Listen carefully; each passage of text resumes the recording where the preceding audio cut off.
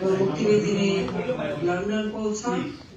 সেখানে British prime minister mister Heath তাকে জাতির পিতা বঙ্গবন্ধু শেখ মুজিবুর রহমানকে স্বাগত জানান এবং সেখানে প্রেস কনফারেন্স করেন, আমাদের প্রবাসী বাঙালিদের সাথে সাক্ষাৎ করেন, সবার প্রতি কৃতজ্ঞতা জানান এবং আসার পথে তিনি দিল্লিতে ব্রিটিশ রয়্যাল এয়ারলাইন্স একটি প্লেন বঙ্গবন্ধু শেখ মুজিবুর রহমানকে দেওয়া হয় স্বদেশ প্রত্যাবর্তনের জন্য এবং সেই প্লেনে করে তিনি আসেন এবং দিল্লিতে তিনি যাত্রা বিরতি করেন এবং ভারতের মাননীয় প্রধানমন্ত্রী, তৎকালীন প্রধানমন্ত্রী এবং মহামান্য রাষ্ট্রপতি দুজনেই এয়ারপোর্টে বঙ্গবন্ধু শেখ মুজিবুর রহমানকে স্বাগত জানান এবং 10ই জানুয়ারি জাতির পিতা বঙ্গবন্ধু শেখ মুজিবুর রহমান বাংলাদেশে প্রত্যাবর্তন করেন।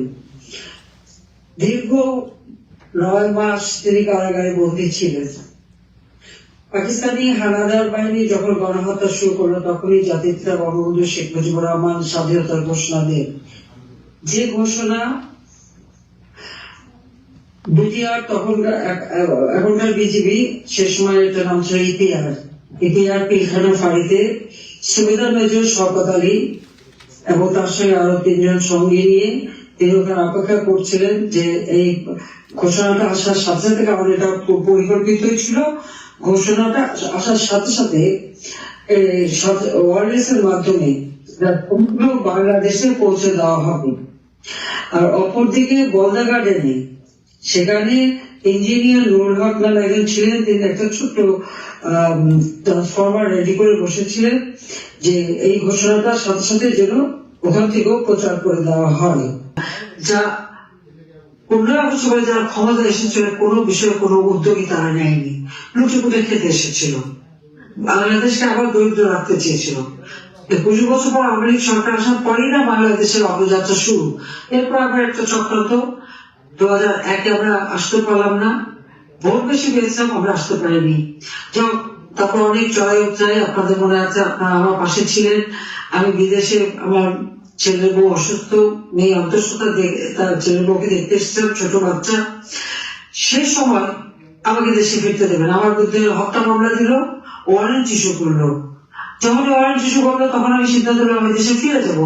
তখন বলে তুমি আসবেন না, আপনি প্রত্যেকটা এয়ারলাইন্সে নিষেধ করে দিল। আমি অনেক কষ্ট করে লন্ডনে চলে আসলাম। তারপর যখন আমি রীতিমতো তখন আন্তর্জাতিক ভাবে আমি জনমত তৈরি করলাম এবং আমি যখন ফিরে আসি, আপনারা প্রবাসীরা আমার সাথে এসেছিলেন, আমি আপনাদের প্রতি কৃতজ্ঞতা জানাই, আন্তরিক ধন্যবাদ জানাই, কারণ সেই সময় আপনারা আমাদের পাশে সহযোগিতা করেছেন। অনেকে গ্রেপ্তারও হয়েছিল। আমরা জনগণের জন্য কাজ করি এবং জনগণের কল্যাণে কাজ করি। আজকে ডিজিটাল বাংলাদেশ আমরা করেছি, আজকে বাংলাদেশের আর্থসামাজিক উন্নতি আমরা করতে পেরেছি। প্রত্যেকটা ঘরে ঘরে খাবার, ঘরে ঘরে বিদ্যুৎ, বিনামূল্যে চিকিৎসা, সাক্ষরতার হার তো আমরা 78.8 ভাগে বৃদ্ধি করেছি, মানুষের আয়ুষ্কাল বৃদ্ধি করেছি। কোথায় আমরা কি ক্ষতি করেছি বলে? গুম খুন। কাকে গুম খুন করলাম? যাদের গুম খুন বলা হয় একজন ভারতের থেকে ফেরত আসছিল, আর একজন একটা নতুন গামছা নিয়ে ফেরত আসছে, 8 বছর আগে গামছা দিয়ে চোখের পানি হচ্ছে। গুম খুনটা এখন ইউজ করছে আওয়ামী লীগের নামে 15,000 নেতা কর্মীকে তারা আহত করেছে, হত্যা করেছে।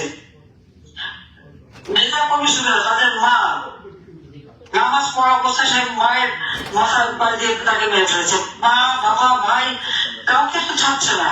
কাজে আমাদের হচ্ছে প্রশ্ন যে গণহত্যার জন্য আওয়ামী লীগ নেতা কর্মী আমি সবাইকে মামলা দেন, আর যেখানে যুদ্ধ অপরাধীদের বিচার আমরা করেছি সেই ট্রাইব্যুনালে আমাদের বিচার, একদিকে খুনের মামলা দিয়েছে, কোর্টে বিচার হওয়ার কথা, আবার আরেকদিকে সেই আইসিটিতে বিচার করে, ওয়ারেন্ট ইস্যু করে। একই অপরাধে 2 জায়গায় বিচারটা হয় কি করে বলেন তো? আওয়ামী লীগের লক্ষ লক্ষ নেতা কর্মী, তাদের বিরুদ্ধে মামলা, প্রায় 30,000-এর মতো মামলা, এবং কোনো কোনো জায়গায় মানে অজ্ঞাত না বেশি। একটা সেখানে দেশ পতন যারা মুক্ত আসামি আর 5,000 থেকে 6,000 হলো অজ্ঞাতনামা। মানে আওয়ামী লীগের সেই জেলা থেকে নিয়ে শুরু করে, কেন্দ্র থেকে নিয়ে শুরু করে একেবারে ওয়ার্ড পর্যন্ত, থানা ইউনিয়ন ওয়ার্ড পর্যন্ত কোনো নেতাকর্মী থাকবে না যাদের বিরুদ্ধে মামলা দেয়নি। কেন? আওয়ামী লীগ অপরাধ করেছে।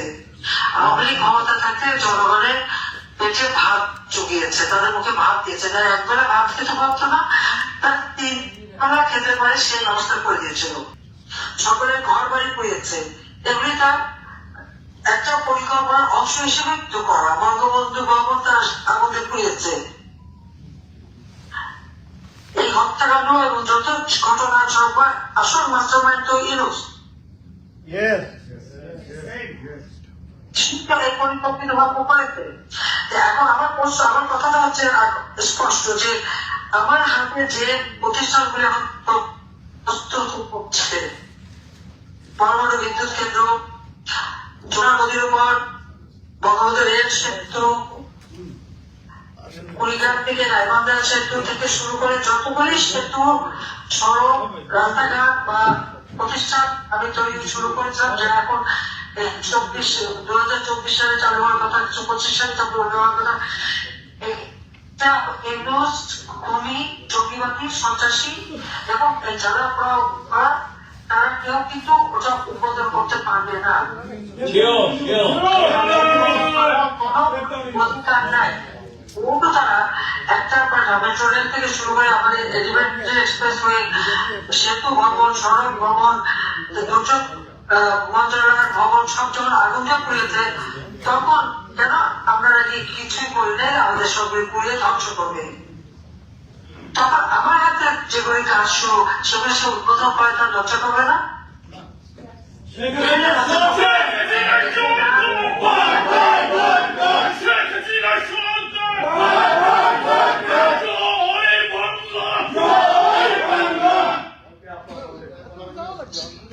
আজকে আমাদের নবী করিম সাল্লাল্লাহু আলাইহি ওয়াসাল্লাম সম্পর্কে পর্যন্ত ব্যঙ্গ করে ইউনূস।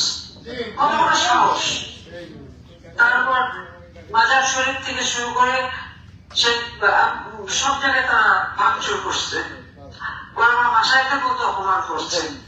নবী করিম সাল্লাল্লাহু আলাইহি ওয়াসাল্লামের বিরুদ্ধে যারা এভাবে মানে ব্যঙ্গ করতে পারে, তাদের সাথে আমরা দেখি জামাত ইসলামের ধর্ম সব থেকে বেশি। এবং সব জায়গায় জামাত ইসলামী এবং শিবির।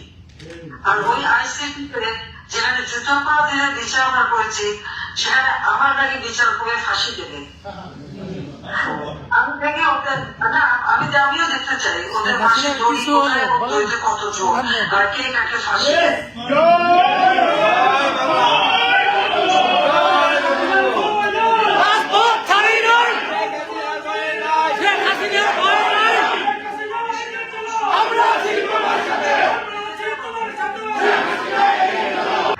সাধারণ মানুষের দাঁড়াতে হবে। আর এই ইউনূসের ক্ষমতায় থাকার কোন অধিকার নাই, এর অবৈধভাবে ক্ষমতা দখল করেছে।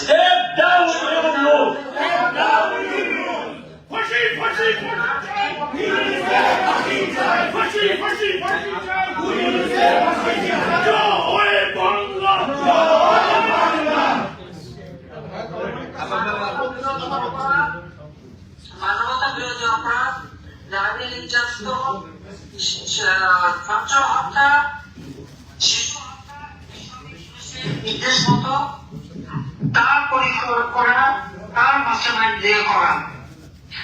এমনকি আপনারা দেখেছেন এক সমন্বয় করেছে যে আমাদের তো ছাত্রবেশি ছিল না, ফলস আইডি কার্ড করে এবং সকলকে সাদা প্যান্ট, সাদা শার্ট, কালো প্যান্ট তৈরি করে দিয়েছিল। আর যারা এই হত্যার সঙ্গে জড়িত থাকে তাদের জন্য ছিল কালো প্যান্ট, কালো শার্ট অথবা বোরখা। এইভাবে পাকিস্তানে তারা লোক পাঠিয়ে সেখানে পড়াশোনার নামে ট্রেনিং করায় নিয়ে আসছে এবং এখনো তারা সেখানে লোক পাঠাবে এবং ট্রেনিং করবে। এখন সারা বাংলাদেশে এজেন্ট নিয়োগ দিয়েছে, প্রতি মাসে তাদের কত টাকা দেয়, কোথায় থেকে আসে এত টাকা? আর পুলিশে কথা বলে এবং কোথায় রূপন্তী তারা একটা ফ্ল্যাট নিয়ে কথা বলতেছে, আমার প্রশ্ন, ইউনূস 9.5 কোটি টাকা দিয়ে গুলশানে ফ্ল্যাট কিনলো, এই টাকা কোথায় পেয়েছে তার হিসাব দিতে হবে তাকে। কিন্তু যে সারা বিশ্বব্যাপী বিভিন্ন দেশে সোশ্যাল বিজনেসের নামে টাকা বিনিয়োগ করেছে, এই টাকা কাদের টাকা? বাংলাদেশ থেকে কত টাকা পাচার করেছে, গ্রামীণ ব্যাংকের কত টাকা পাচার করেছে, যে গ্রামীণ ব্যাংককে আমি 400 কোটি টাকা দিয়েছিলাম 1998 সালে 99 সালে, সেই সময় 400 কোটি টাকা গ্রামীণ ব্যাংকে দিয়ে গ্রামীণ ব্যাংকটাকে আমি বড়বাজারে চালু করতে পারে সেই ব্যবস্থা করেছিলাম। আর সেই গ্রামীণ ব্যাংকের সমস্ত টাকা সে বিদেশে পাচার করেছে, তাহলে কয়েক হাজার কোটি টাকা। লবিতে গিয়ে কথা বলেন তো প্লিজ। গ্রামীণ ফোনের ব্যবসা আমি তাকে দিয়েছিলাম, বলেছিল মহিলারা এই ফোন ব্যবহার করে অর্থ উপার্জন করবে। মহিলারা কেউ উপার্জন করতে পারেনি, সে নিজেও উপার্জন করেছে এবং এটা অনেক শেয়ার বিক্রি করে খেয়েছে এবং এখানকার টাকা পাচার করেছে। এখনো বিটিআরসি তার কাছে কয়েক হাজার টাকা পায়, সেটাকেও সে দেয় না। আসলে তো ট্যাক্স নিজেই দেয় না, নিজের ট্যাক্স দেওয়া না আর দেশের মানুষের ট্যাক্স ভ্যাট বসাওয়া, এটা কেমন ধরনের কথা? আর কেন ইউনুসের কাছে আবার বলছো কেন বাংলাদেশের প্রবৃদ্ধি 1% নেমে গেল, সেই জবাব বাংলাদেশের জনগণের কাছে দিতে হবে। যেখানে প্রবৃদ্ধি মাত্র 1.8%, ইনফ্লেশন যেখানে 14%, এটা তো জনগণের অবিশ্বাস উঠে যাচ্ছে, এখানে মানুষের কষ্ট হচ্ছে। আমাদের সবসময় চেষ্টা ছিল যে প্রবৃদ্ধি যেন ভালো থাকে, মানুষের মাথা পিছু আয় যেন ভালোভাবে থাকে, সেটা বাদ দিয়ে আজকে সে দেশকে কেন ধ্বংসযজ্ঞ চালালো, এই প্রশ্নটা তাকে করা উচিত এবং আন্তর্জাতিক ভাবে আপনাদের এটা তুলে ধরা দরকার। কেন বিদ্যুৎ উৎপাদন করে গেল? আমি অনেক সময় বক্তব্য রাখলাম, আমার কথা একটাই যে এখন আর বসে থাকার সময় নাই, সকলকেই মানে এক হয়ে কাজ করতে হবে। আমাদের সমস্ত নেতাকর্মী যারা কারাগারে 14 দলের নেতাকর্মী সহ তাদেরকে মুক্তি দিতে হবে এবং মিথ্যা মামলা প্রত্যাহার করতে হবে এবং দেশের দরিদ্র মানুষের খাবার নিরাপত্তা ব্যবস্থা করতে হবে, সমস্ত নিত্য প্রয়োজনীয় জিনিসের দাম কমাতে হবে। মানুষ ঘরে ঘুমাতে পারে না, ডাকাতি হয়, চুরি হয়, বাসিন্দার নিরাপত্তা দিতে হবে, রাস্তায় চলতে পারে না, ডাকাতি প্রতিনিয়ত। শান্তিভাবে ঘুমানো, নিরাপদে চলা এবং ব্যবস্থা করতে হবে। তাহলে তখনই যখন এই ইউনুস আর জঙ্গিবাদী সন্ত্রাসীদের নিয়ে যখনই এই ক্ষমতা থেকে হটানো যাবে ইউনুসকে, তখনই এদেশের মানুষের শান্তি আসবে, নিরাপত্তা আসবে, তার আগে আসবে না। এই ব্যাপারে আপনারা সবাই সোচ্চার হবেন এবং একসাথে কাজ করবেন, সেটাই আমরা চাই। এবং ইনশাআল্লাহ আজকে আমাদের এমন অবস্থা আপনারা দেখেছেন যে বিশ্ব ইস্তেমার নাটক দিয়ে রক্তাক্ত, এটা একটা এটা মানুষ খুব জানোয়ার, কিন্তু একটা মানুষকে খুব জানোয়ার, যে মানুষের রক্ত আর লাশই দেখতে চাই।